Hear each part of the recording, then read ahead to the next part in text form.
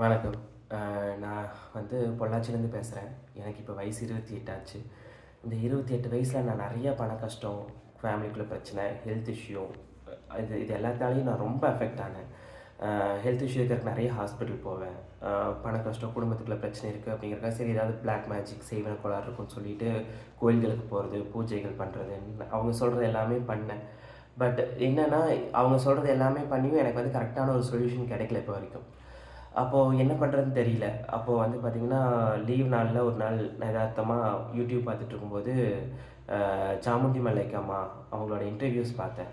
Open பண்ணி பார்க்கும்போது, அவங்களோட இன்டர்வியூஸ் பார்த்தா, சரி ஓகே அவங்கள காண்டாக்ட் பண்ணலாம் அப்படின்னு சொல்லிட்டு, அவங்க சென்னையில இருக்காங்க. அவங்களோட காண்டாக்ட் டீட்டெயில்ஸ் எல்லாமே அந்த யூடியூப் சேனல்ஸ்லேயே வந்திருந்தது. காண்டாக்ட் பண்ணேன், அவங்களுக்கு பேசினேன். அவங்க விரதம் இருக்க சொல்லி சொன்னாங்க. 11 நாள் விரதம் இருக்க சொன்னாங்க. கும்ப படையல் போட்டு சாமி கும்பிட சொன்னாங்க. அப்புறம் அவங்களோட யாகத்தில் கலந்துக்க சொன்னாங்க. அவங்க சொன்ன மாதிரி எல்லாமே ஃபாலோ பண்ணேன். அவங்களோட யாகத்தில் போய் கலந்துட்டு வந்தேன். வெரி பவர்ஃபுல் யாகம்னு தான் நான் சொல்லுவேன். ஏன்னா அந்த யாகத்தை முடிச்சுட்டு 1 மாதம் ஆச்சு இப்போ வரைக்கும்.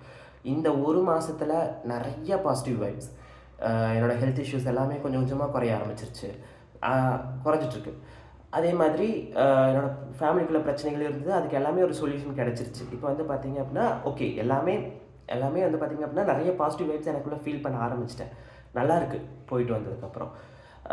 இது எல்லாமே பார்த்தீங்கன்னா, காளி மாதாவோட அருளும், சாமுண்டி மல்லைக்கு அம்மா அவங்களோட ஆசீர்வாதம் இது 2 இருக்கிறங்காட்டிக்கு மட்டும்தான் இந்த 1 மாதத்துல எனக்கு இவ்வளோ ஒரு நல்ல ஒரு ரிசல்ட் கிடச்சிருக்குன்னு நான் நான் கேரண்டியாக சொல்லுவேன். திரும்ப திரும்ப நான் அவங்களுக்கு சொல்லக்கூடிய ஒரே விஷயம் என்னென்னா, இவங்க 2 பேத்துக்குமே நான் நன்றிங்கிறத தவிர வேறு என்ன சொல்கிறதுன்னு எனக்கு தெரியல.